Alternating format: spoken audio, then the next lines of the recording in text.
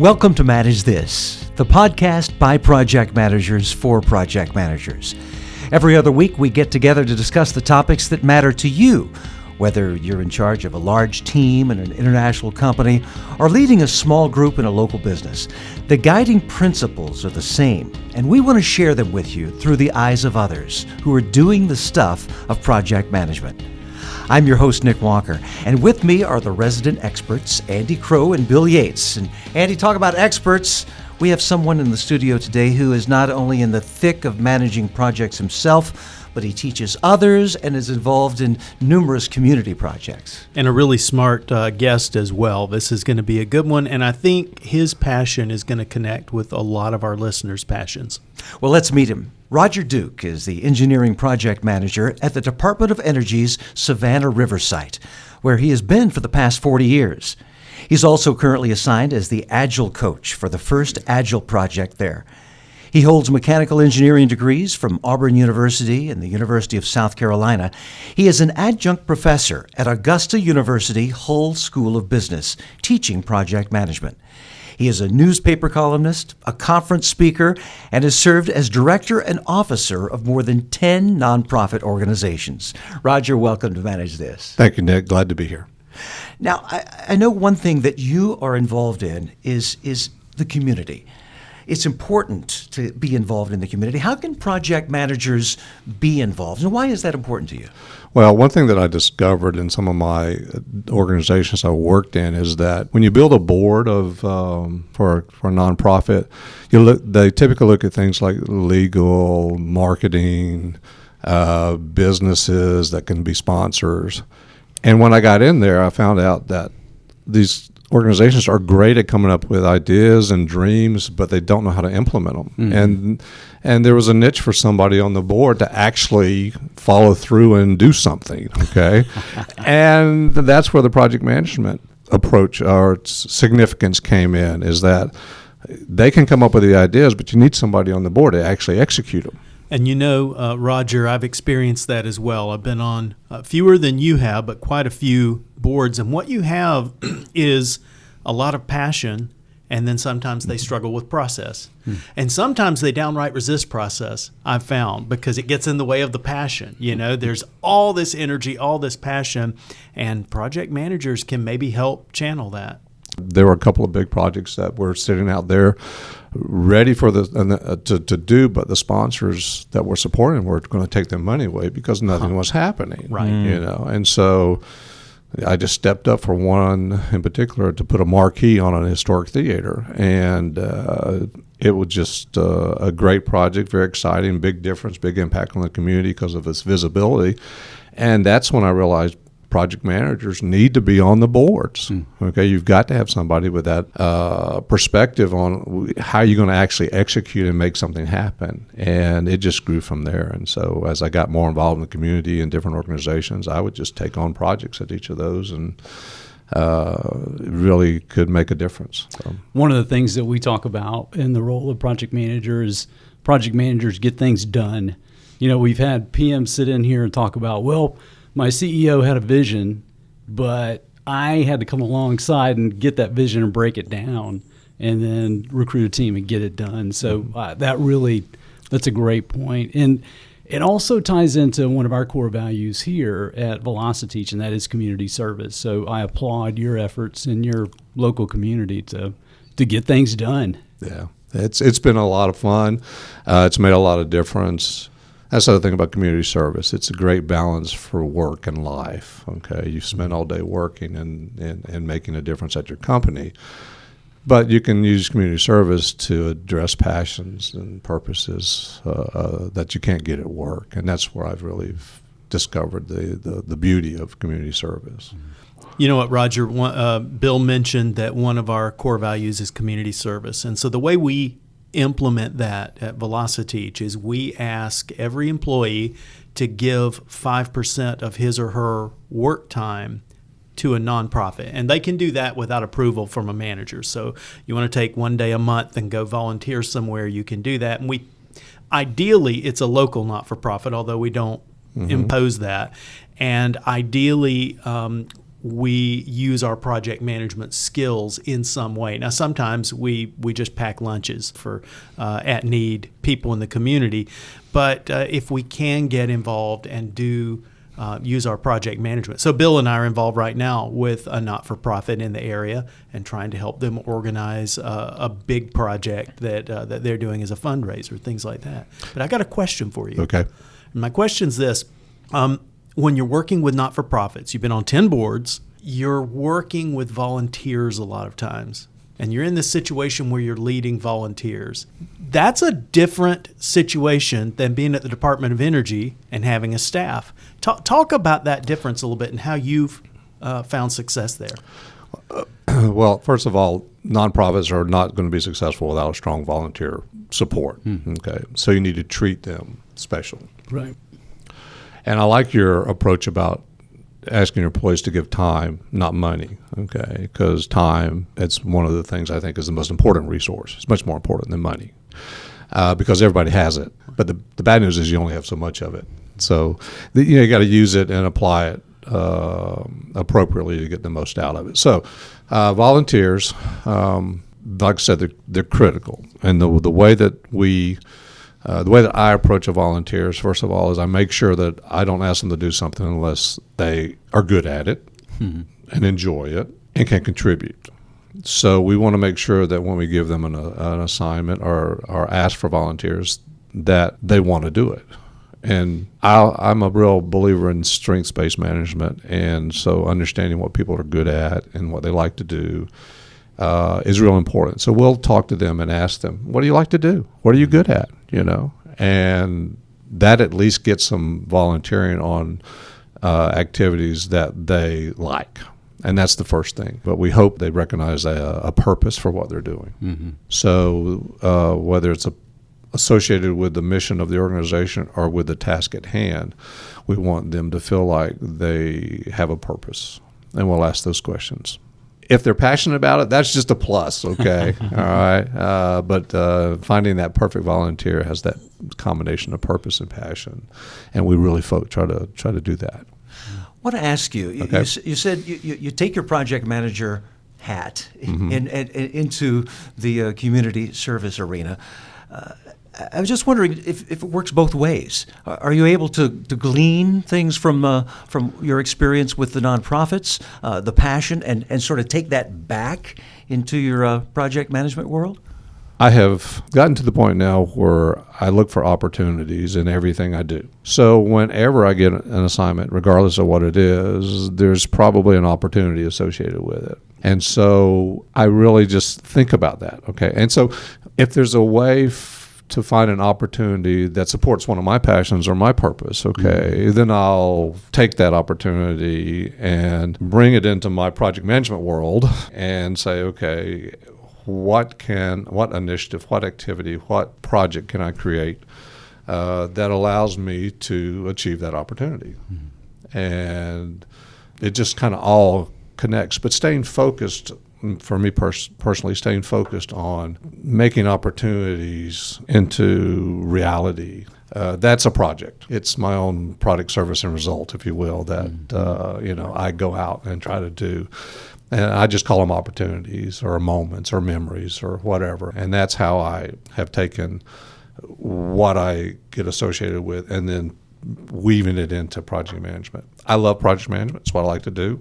So I'm going to take that strength, that talent, that skill that I love, and I'm going to apply it to something that can make a difference. Mm-hmm. I like the points you made about, let me figure out for these volunteers, what's their skill set? Can they relate to this purpose, the purpose of this organization, what we're trying to accomplish? And then it's gravy if they have passion as well. Those are great elements. And I think about, once I was teaching a class, and I had a guy in the class named Edgar, and it was a project management fundamentals course, and we were talking about this, how do you lead people that you're not paying? And one of the elements that really worked well for Edgar, he shared in class, and he had transitioned from the military, so he'd had a long military career and had retired, and then he went to work for the VA hospital, and he was down in Florida.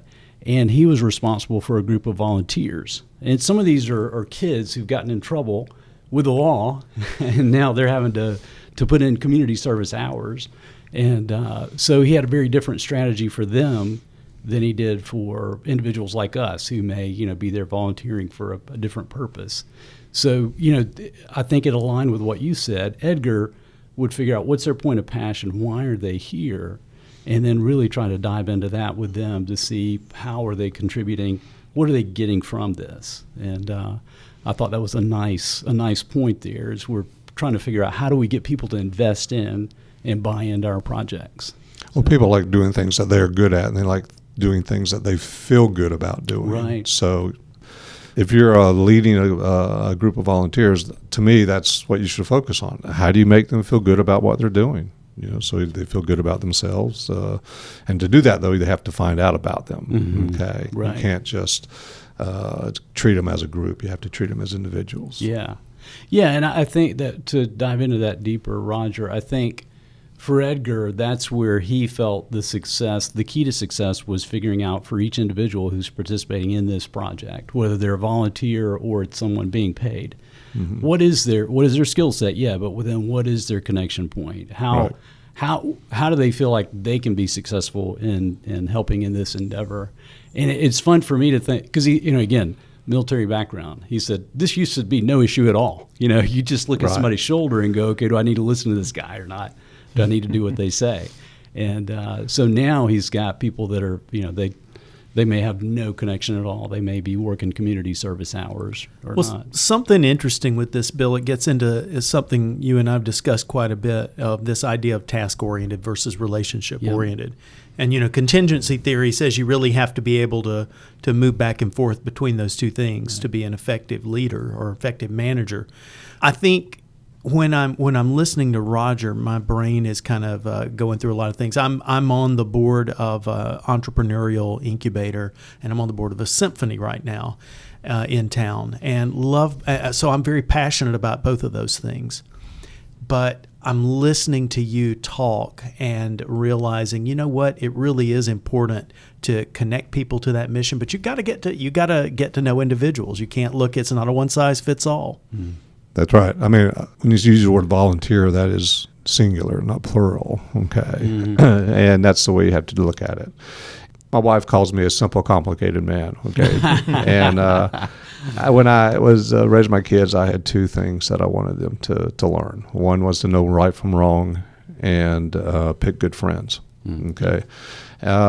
When it comes to dealing with people, when I meet somebody, you look at them and you believe that person could be the person that could change your life. Mm. And you treat them that way. Every person, it doesn't matter who it is. And I've got stories after stories about individuals who you would think could not have an impact on a person. And it turns out that they're the ones that turn their lives around. So when I'm dealing with people in a community or organization, in a nonprofit, and we want to make something happen, make a difference, you have to believe that person has the ability to make that difference. And then you just go with it, and you look and you build that relationship piece of it, and you understand where they come from and what they can, what the strengths they have and what talents they have and what they love to do. And who knows? Okay. Right. And you don't know when it's going to happen. That's the cool thing about it. At some point, that relationship that you build is going to create that opportunity that you didn't know existed. Mm-hmm. And that's what I really enjoy about what I do. Mm-hmm. My oldest son's in his 20s, and he and I own an event rental company together: tents, tables, chairs, staging, dance floors, linens. And we regularly talk about seeking out the seeds of greatness in the people that work for him, which is a kind of a similar idea. You're looking at what makes this person unique and what makes them special. And you try and nurture that in other people. That's the key to great leadership. If there is a key to great leadership, it's finding and being able to bring out those seeds of greatness in somebody else to make other people great. It is, and it took me only 50 some odd years to figure out what I wanted to do when I grow up, but once I figured it out, the next step, Danny, though, and you know this being a project manager, is to put it in writing. Okay, and that's where the real difference comes about is by actually thinking about the things you just talked about, but then creating that plan and executing that plan. Chartering your own life. Yeah. What a novel idea. Yeah.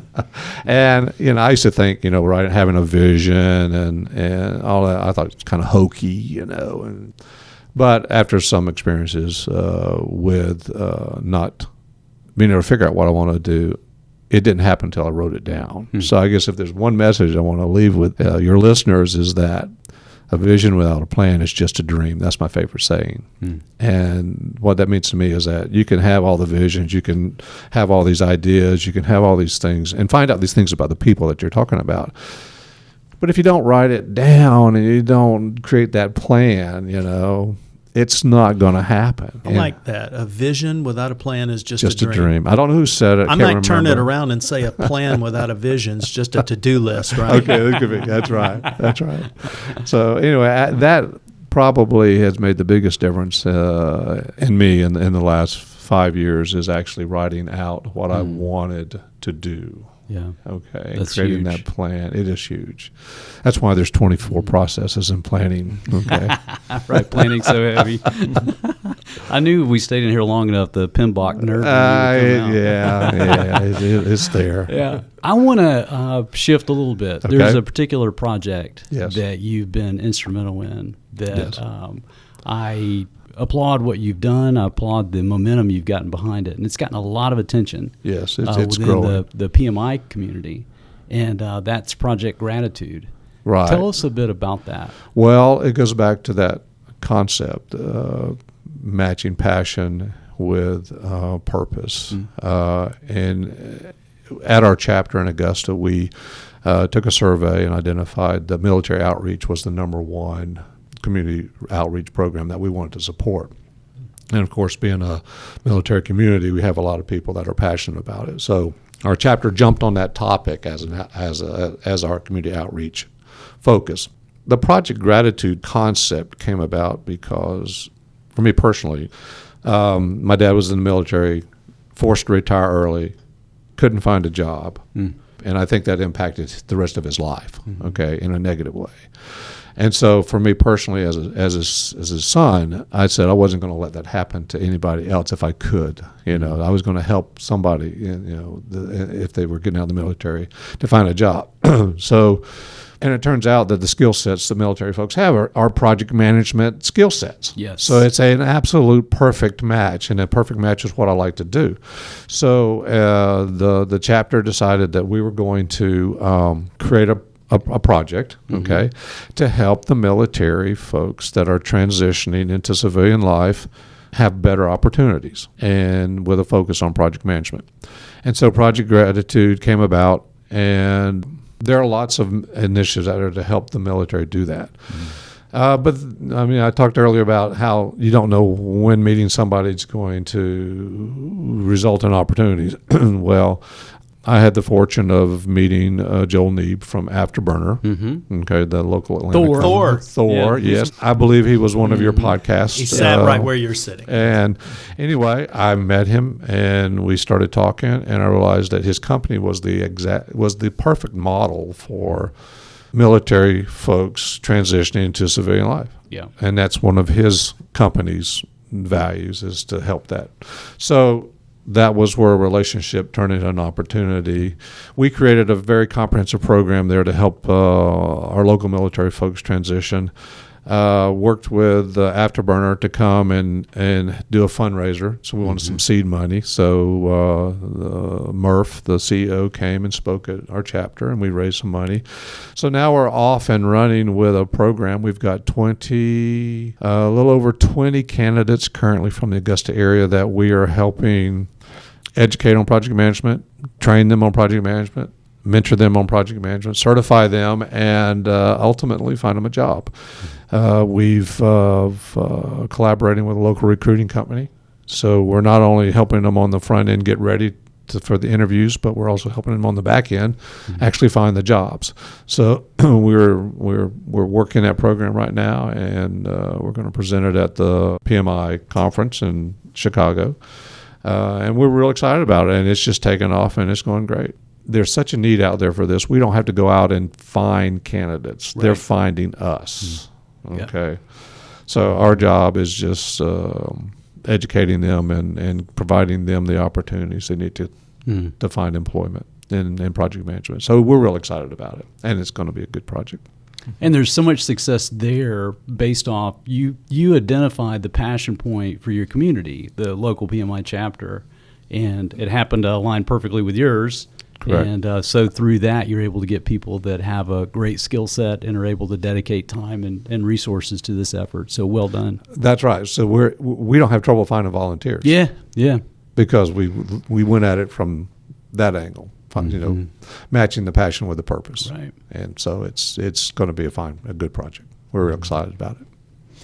One thing you mentioned earlier was the importance of creating a memory when it comes to anything that you do. I want to delve into that just a little bit. Sure. Why is that important to you? Well, again, this is the simple, complicated Roger speaking, okay? What is the value of doing anything if it's not memorable, okay? You complete a project. Your project's done. You're ahead of schedule, under budget, met all the requirements, and nobody remembers it, okay? In my simple mind, that's a waste of time. And so it's important for me personally not to do anything unless somebody remembers it. And so I have put a strong emphasis on not doing anything unless it results in a memory. And that has allowed me to make decisions and do things in such a way that it ends up better than expected. And people remember it. Okay, we'll talk about it. I don't know how long we'll talk about it, but years to come or something, and memories. And so just focusing on creating memories, which project managers don't do. Okay, they meet milestones. They don't meet memories. Right. Okay, but wouldn't it be wonderful to take a milestone, enhance it, do something special that results in a milestone that people remember? Yeah. Okay, and so it just seemed to be a better use of my time and more fun for me if I can do something that we'll talk about later on as opposed to just forgetting about. This, again, just kind of connecting dots here, this reminds me of Stephen Covey and Begin with the End in Mind. What you're saying is let's make sure that our purpose, there's something that we're going to create, that we're going to celebrate at the end of this project. And again, it's a bit of a challenge for me thinking about some of the boring accounting IT projects I did in the past. Yeah. But I love that. I love thinking about let's begin with the end in mind. What will it be that will be that takeaway memory at the end? It's kind of crazy. But I delved into human memory a little bit because I wanted to understand how to create enhanced long-term memory as opposed to short-term memory. And there's episodic memory is one of the types of memory, and it's based on events. Okay. Right. Now, you can call it events or experiences, or you can call it product, services, or results, okay? And that's what project managers do. We create events, okay? But we don't necessarily create them with the long-term vision, long-term in mind, the impact in mind. And what I'm saying is, why not look at events differently and see how you can make them more memorable so that when your project is complete, you've got something to talk about. So give us an example, Roger. How would you do that on a project, either at work or in the volunteer community? Okay. We just experienced it with Project Gratitude. I didn't have to have Afterburner be part of that project. Okay. We could have done it by ourselves. But as I talked to Joel Thor and found out more about his company and his interest, we said, well, why don't we just make this, why don't we celebrate the creation of Project Gratitude and let's involve Afterburner. Okay. So now we're bringing in an international company, big in the project management community, and so we're going to have an event. Okay. And Afterburner is going to be the keynote. Right. That could be memorable. Okay. But then we got a little more personal, and we did a pilot, and we had 4 graduates who got their certifications. And so we said, let's recognize them at the event. That could be memorable. but that wasn't enough. Okay, so we had custom frames for their certificates, and we brought them up on the stage, and we made it very personal for those 4 candidates. Okay, and I think it created memories for them. Okay, one of those is now very actively involved in helping the next generation of Project Gratitude candidates. Yeah, they're giving back. They're already plugged in. That's right. So it's taking an opportunity and enhancing it. Okay. And you can do that by making it a really positive thing, or you can do it by making it a very sensual thing. Okay. And that's what the psychologists say. And so we decided that maybe if by recognizing these candidates with a very nice framed certificate, and in front of 120 local businessmen, that might result in a memory for them. Okay, and that evolved into now an article in the upcoming PMI Today in October about Project Gratitude, and so it's just focusing on the opportunities, focusing on the positive things, and enhancing those is something that project managers could do. But what it results in, what I like about it, is that you're going to talk about it for years, where if you didn't do something like that, your project's over and you don't really talk about it. So that's how I do it. That's an example. And it's my understanding that you're putting all these ideas together into a new book that you're writing. Can you give us a little hint? That is correct. I'm so passionate about this, and I think it's just something that project managers, need to do. We focus on minimizing threats, and that's nothing wrong with that from a risk management standpoint.